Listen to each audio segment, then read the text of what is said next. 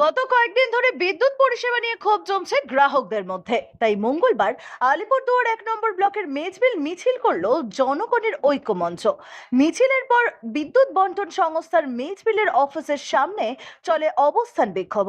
আন্দোলনকারীদের দাবি, কদিন ধরে ঘন ঘন লোডশেডিং হচ্ছে, ঘন্টার পর ঘন্টা বিদ্যুৎ থাকছে না, বারবার ব্রেকডাউন হচ্ছে, লো ভোল্টেজেরও বড় সমস্যা। তাই দ্রুত পরিষেবা স্বাভাবিক করার দাবি তুলছেন আন্দোলনকারীরা। পরে মেজবিল অফিসের স্মারকলিপিও জমা দেওয়া হয়। আন্দোলনকারীদের প্রতিনিধি তপন বর্মন জানান, দ্রুত পরিষেবা স্বাভাবিক না হলে আগামীতে অফিসে তালা লাগানোর পাশাপাশি রাস্তাও অবরোধ করা হবে। Bureau report, Falakata Times. আপনারা এখানে কিসের জন্য আন্দোলন করছেন? আমরা আজকে কোনো রাজনৈতিক দলের পক্ষ থেকে এখানে আসিনি। আমরা জনগণের ঐক্য মঞ্চের পক্ষ থেকে একটা প্রাথমিকভাবে আমরা 2-3 দিন থেকে লক্ষ্য করছি যে একটানা বিদ্যুৎ থাকছে না, সারা রাত ধরে বিদ্যুৎ থাকছে না, সারা দিন ধরে বিদ্যুতের একটা লুকোচুরি আমরা দেখছি।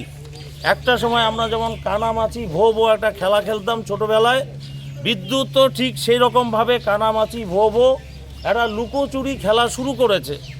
এই জায়গাটা বরদাস্ত করা যায় না। একদিকে প্রচণ্ড গরমের দাবদাহ এবং বিশেষ করে এই লোডশেডিং হলে পরে, এই লো ভোল্টেজ হলে পরে, আপনারা সকলে জানেন এটা হচ্ছে বর্ষার মরশুম, কৃষকের হচ্ছে ধান রোপণের উপযুক্ত সময়।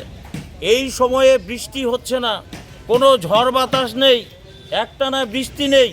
আমাদের দেশের, আমাদের রাজ্যের কোটি কোটি মানুষের, আমাদের দেশে 140 কোটি মানুষ, আমাদের রাজ্যে 8 কোটি মানুষ। কৃষক যদি এই সময়কালের মধ্যে ধান রোপণ করতে না পারে, তাহলে আমাদের মানুষের মুখের অন্ন আগামী দিনে কে যোগাবে? যেহেতু বৃষ্টি হচ্ছে না, সে কারণে হচ্ছে কৃষক জলসেচের মধ্য দিয়ে, পাম্পসেট, শ্যালো এবং মোটরের মধ্য দিয়ে, সেচের মধ্য দিয়ে একটা ধান চাষের জন্য বাধ্য হয়ে কৃষক উদ্যোগ নিচ্ছে।